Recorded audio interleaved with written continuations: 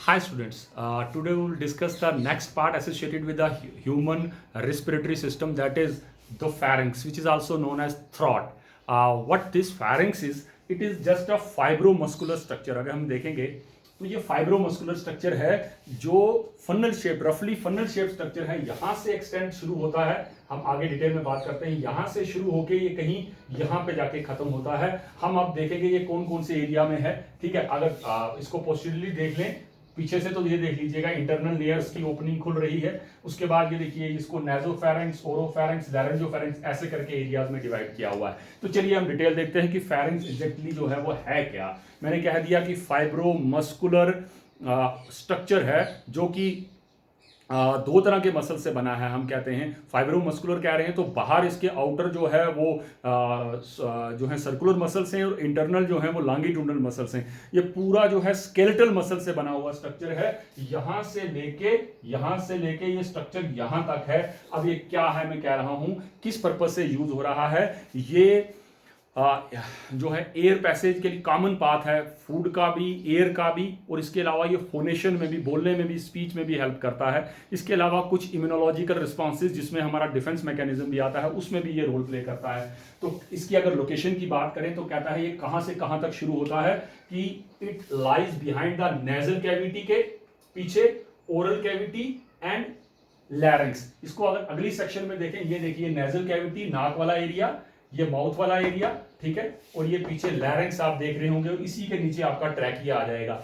इसके पीछे देख लीजिए, बिल्कुल नेजल कैविटी के पीछे नेजोफेरिंक्स, ओरल कैविटी के पीछे ये देखिए ओरोफेरिंक्स। हम इसको डिफरेंशिएट करेंगे बाद में, ठीक है। और लैरिंक्स के पीछे जो है वो लैरिंजोफेरिंक्स आप देख रहे होंगे, और ट्रैकिया के पीछे जो है ईसोफेगस है। दोबारा से देख लेते हैं। इट एक्सटेंड फ्रॉम, कहां से कहां तक है। हमने क्या दिया, ये पार्ट तो हम जानते हैं कि ये जो है ये एक्सटर्नल लेयर्स हैं, इनसे ही जो है फर्दर हमारा जो है अंदर जाता है, दैट इज नेजल कैविटी है जिसमें हम डिटेल में पढ़ चुके हैं कॉनकेव वगैरह, और वहीं से अंदर ओपनिंग है, दैट इज ये जिसका सेक्शन हम पीछे देख रहे थे, ये ओपनिंग जिसको कॉनकेव कह रहे हैं, हम इंटरनल लेयर्स कह रहे हैं। यहां तक देखिएगा ये पूरा पार्ट जो है ये नेजल कैविटी का पार्ट है, ठीक है। और यहीं से, इसी नेजल कैविटी से फर्दर जहां ऊपर हम देख रहे हैं कहीं स्कल की बोन्स नजर आ रही हैं, स्फेनॉइड बोन नजर आ रही होगी आपको, ये बोन, इसको आगे डिटेल में देखते हैं। तो कहता है ये फाइब्रोमस्कुलर स्ट्रक्चर जो है ये इंटरनल नेयर से स्कल की बोन के नीचे से शुरू होता है अप टू क्रिकॉइड कार्टिलेज जो फ्रंट पे है, ठीक है। क्रिकॉइड कार्टिलेज फ्रंट पे एंटीरियरली, और पोस्टीरियरली हमारी जो है वर्टिब्रे कॉलम की जो वर्टिब्रा है, सर्वाइकल 6 वर्टिब्रा, वहां तक एक्सटेंड करता है। Extend from the base of the skull से शुरू होता है to the inferior border of the cricoid cartilage. आगे देखते हैं क्या है एंटीरियरली, और यही inferiorly border up to C6 तक जो है एक्सटेंड करता है। और ये कितना है साइज में, कहता है 12 to 14 सेंटीमीटर जो है ये साइज में जो है 12 to 14 सेंटीमीटर लॉन्ग है, और विड्थ में ये 3.5 सेंटीमीटर बेस में है, और 1.5 सेंटीमीटर जो है फ्रिंजियो ओसोफिजियल जंक्शन में जो है सबसे नैरोएस्ट पार्ट है उसका 1.5 सेंटीमीटर है।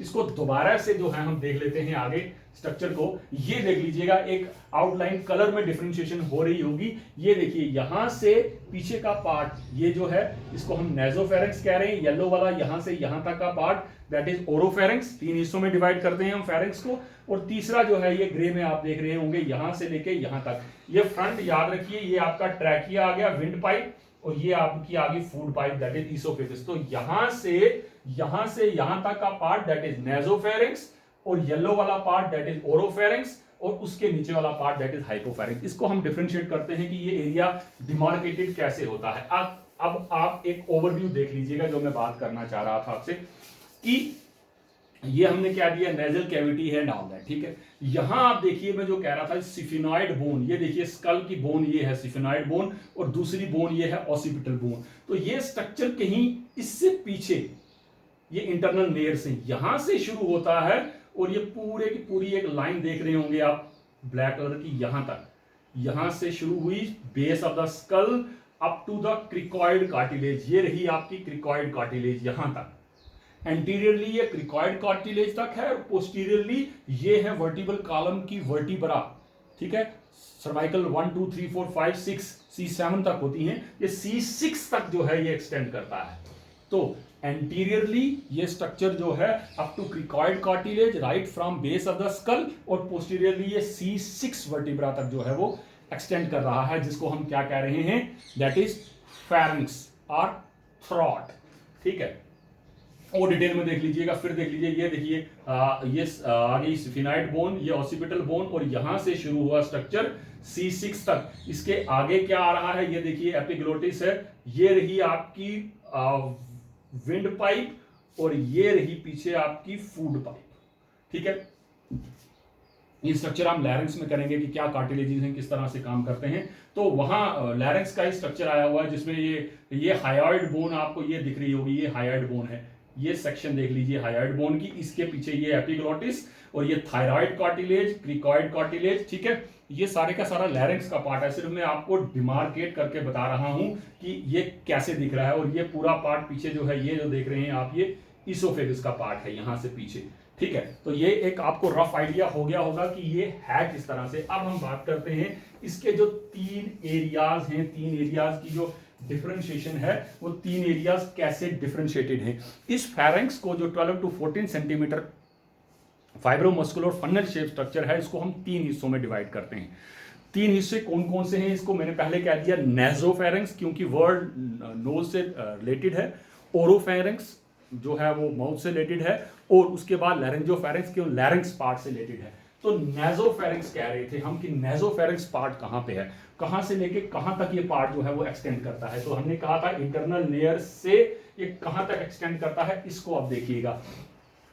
नेजोफेरिंक्स कहता है ये पार्ट कहां से शुरू करता है, ये बेस ऑफ द स्कल, यहां से इंटरनल लेयर्स के बाद यहां से ये पार्ट शुरू होता है, और कहां तक जाता है। अगर आप इस स्ट्रक्चर को आगे से ध्यान से देखें तो ये रही आपकी टंग।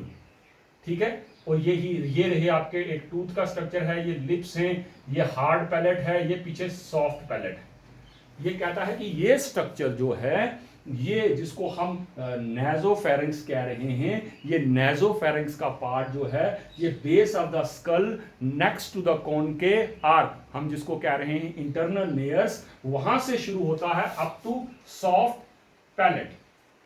ये सॉफ्ट पैलेट तक जाता है, यूं कहें कि बेस ऑफ द स्कल से C1 जो वर्टिब्रा है, सर्वाइकल वर्टिब्रा, C1 तक जाता है। अब इसमें काम की बात है, इसमें 2 3 4 5 चीजें जो हैं ओपनिंग इसमें खुलती है। कहां से, मैंने कहा ये बेस ऑफ द स्कल से शुरू होता है, next to internal layers up to soft palate तक हम बात कर रहे हैं एंटीरियरली, और पोस्टीरियरली जो है ये C1 तक जो है ये एक्सटेंड होता है। अब इसको अगर हम अंदर ध्यान से देखें, यहां मैंने कहा 2 3 4 ओपनिंग्स इसमें ओपन होती हैं। 2 ओपनिंग्स तो सीधी सीधी किसकी हो गई, आपकी इंटरनल लेयर्स की। फिर पीछे डायग्राम पे चले जाएं तो यहां देखिएगा कि ये देखिए, ये ओपनिंग 2 हो गई सीधी सीधी किसकी, जो किसमें खुल रही है, नेजोफेरिंक्स में। उन ओपनिंग्स को हम क्या कह रहे हैं, कॉनकेव और इंटरनल लेयर्स। 2 ओपनिंग वो हो गई सीधी सीधी। इसके अलावा 2 ओपनिंग्स और हैं। 2 ओपनिंग्स में वो कौन सी ओपनिंग है, अगर आपको याद हो तो हमने डिटेल में स्ट्रक्चर पढ़ा था, जहां पे ये स्ट्रीशियन ट्यूब थी, ये जो प्रेशर मेंटेन करती है फेरिंक्स का और इंटरनल ईयर्स का, इसकी ओपनिंग है जिसको हम स्ट्रीशियन ट्यूब कह रहे हैं। दोनों 2 ओपनिंग इसकी, तो 2 ओपनिंग इंटरनल ईयर्स की, 4। और इसके अलावा जो है यहां से जो मैं कह रहा हूं, ये स्ट्रक्चर जो है जिसको हम सॉफ्ट पैलेट कह रहे हैं, ये स्ट्रक्चर यहां से जब ये फूड को अंदर लेके आ रहा है, इसको हम बोलते हैं एरिया को फॉसिस। ये फॉसिस वाला एरिया जो है ये भी है। तो ये 4 से 5 ओपनिंग सिर्फ इसी रीजन में खुल रही हैं। कहां, नेजोफेरिंक्स में। याद रखिए नेजोफेरिंक्स का एरिया डिजाइन हुआ है सिर्फ और सिर्फ एयर को पास करने के लिए। This area is not designed for to move the food substances. Food को पास करने के लिए ये एरिया डिजाइन नहीं हुआ है। ये सिर्फ क्योंकि ये एरिया जब भी आप फूड कंज्यूम करते हैं तो ये इंटरनल लेयर्स जो हैं, जैसे ही ये फेरिंग्स और लैरिंग्स के मसल कॉन्ट्रैक्ट करते हैं, ये स्ट्रक्चर पीछे जाके ऐसे क्लोज हो जाता है, इंटरनल नेल्स को जो है ये सॉफ्ट पैलेट जो है वो क्लोज कर देता है। तो ये एरिया सिर्फ और सिर्फ फूड के लिए और एयर के लिए डिजाइन है। अब ये है कि इस एरिया में जो है आखिर इंटरनल लाइनिंग किस तरह की है, तो कहता है यहाँ जो इंटरनल लाइनिंग है वो है सूडो स्ट्रेटिफाइड कॉलमुनर एपिथेलियम सेल्स की।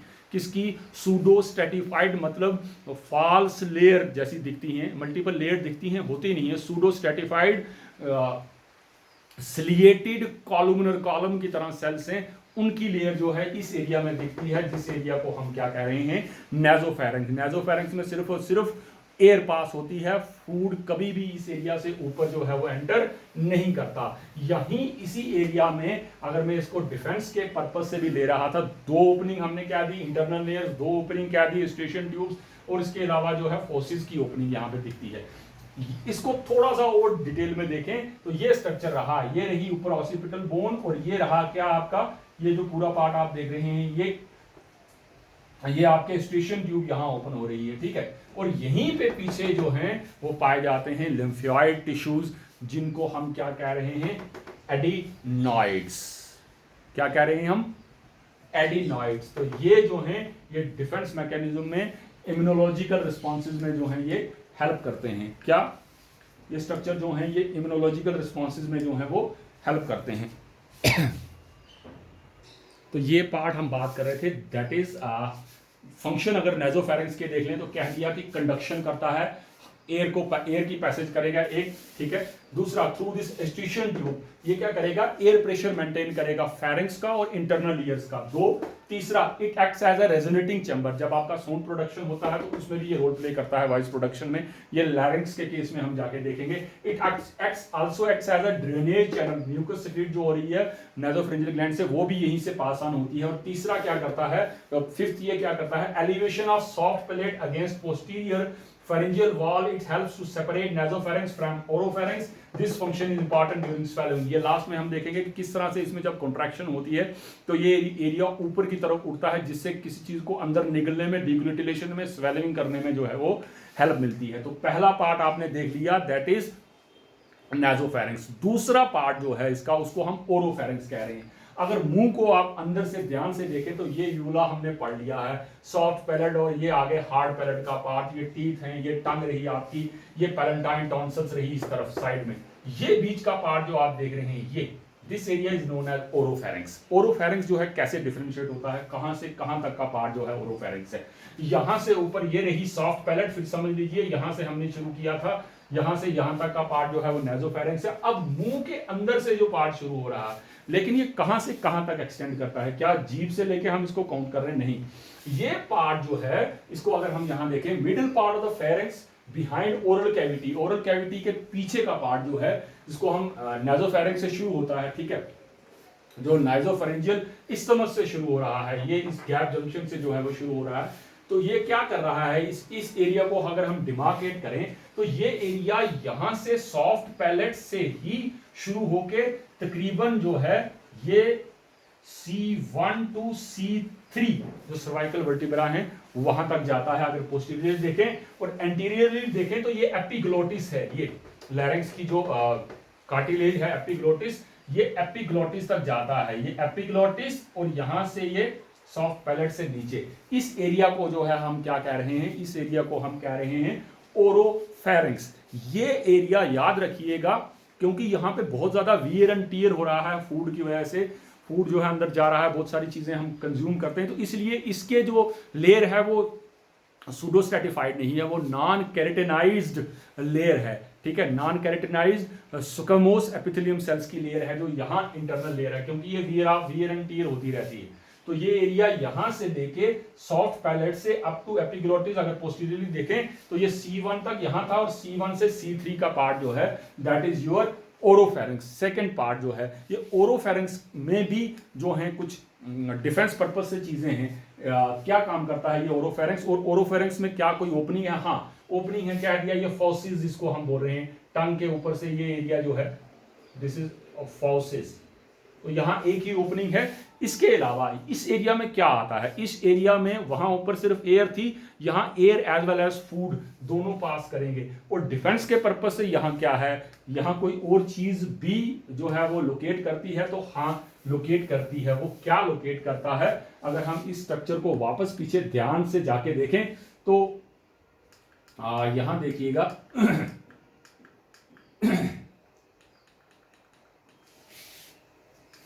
यहां जो है ये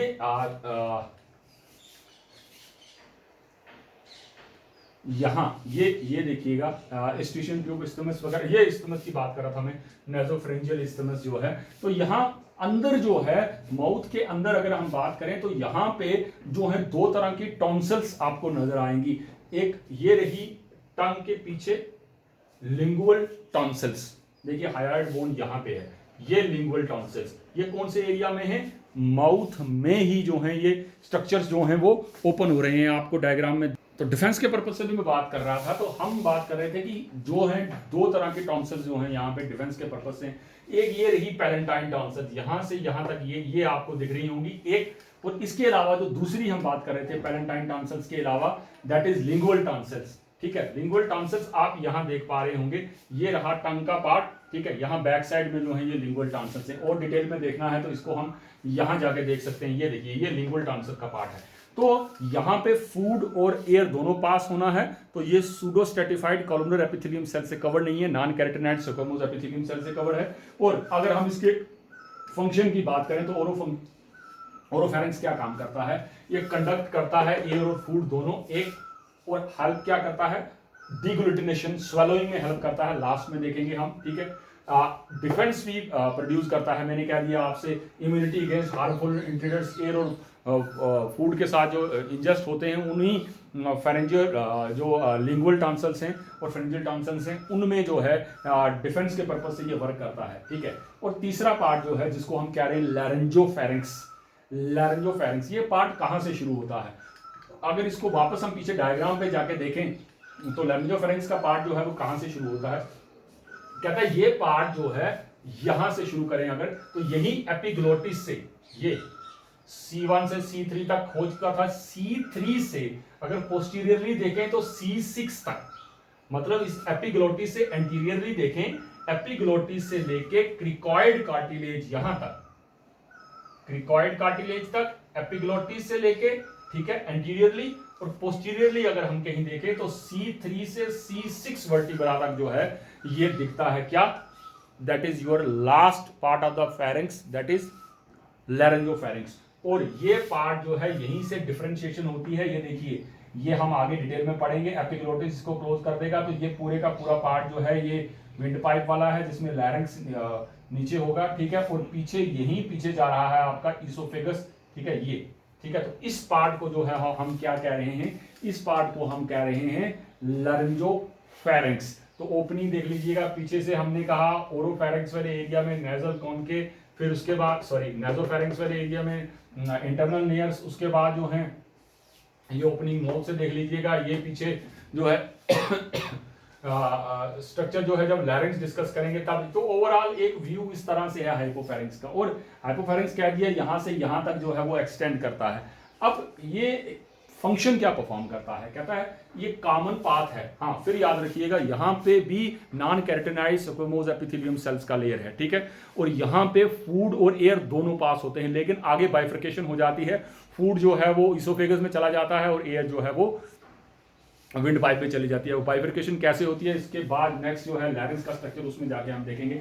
तो ये भी कॉमन पाथ है फूड और एयर के लिए। ठीक है, provides a vocal tract for resonance of certain speech में भी ये हेल्प करता है, और डिग्लूटिनेशन में भी हेल्प करता है, swallowing में भी हेल्प करता है।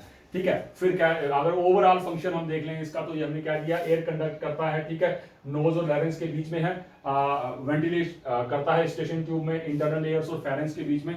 फूड में जो है फॉरेन पार्टिकल्स की जो है वो एंट्री उसको अवॉइड करता है, prevents entry of food into nasopharynx from oropharynx. Oropharynx से नेसोफेरिंक्स में जाने में जो है वो वाइड करता है, इसके बाद म्यूकस क्रिएट करता है, रेजोनेटिंग चैम्बर एक्ट करता है, ड्रेनियल चैनल एक्ट करता है म्यूकस के लिए। अब थोड़ा सा हम डिग्लूटिनेशन का प्रोसेस देख लेते हैं। अगर आप देख रहे हो बोलस, जिसको हम ग्रा बोलते हैं, ये हमारा टंग का स्ट्रक्चर है और ये बोलस है। तो इसको डिग्लूटिनेशन और स्वेलिंग के प्रोसेस को देखें तो ये 3 स्टेजेस में होके गुजर। Stages of deglutition, first stage, second stage and third phase. First phase को हम ओरल फेज कहते हैं। जब बोलस आपके मुंह में है तब क्या हो रहा है, food from mouth to oropharynx, food जो है वो माउथ से, मुंह से ओरोफेरिंक्स की तरफ आ रहा है और ये प्रोसेस अभी तक वॉलंटरी है, इसको आप कंट्रोल कर सकते हैं यहां तक। ये देखिए फर्स्ट स्टेज। सेकंड स्टेज में क्या हो रहा है, यही फूड ओरोफेरिंक्स से जो है सेकंड स्टेज में, जिसको हम स्फेरेंजियल फेज कहेंगे, फूड फ्रॉम ओरोफेरिंक्स अप टू लैरिंजियोफेरिंक्स तक पहुंचने वाला होता है।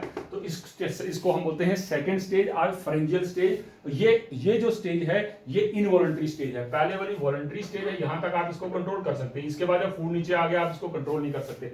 अगर आप ध्यान से देखें तो इस प्रोसेस को कंडक्ट करने के लिए यहां से फेरेंक्स के मसल को कंट्रैक्ट करना है और टंग जाके ऊपर जाके कहीं लगती है।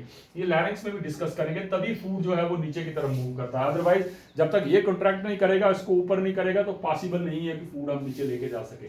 थर्ड स्टेज में देखिएगा, दैट इज फर्स्ट स्टेज कह दिया ओरल फेज, सेकंड फेरेंजियल, तीसरी इसोफेजियल स्टेज। ये भी जो है, ये स्टेज भी जो है इनवॉलंटरी स्टेज है।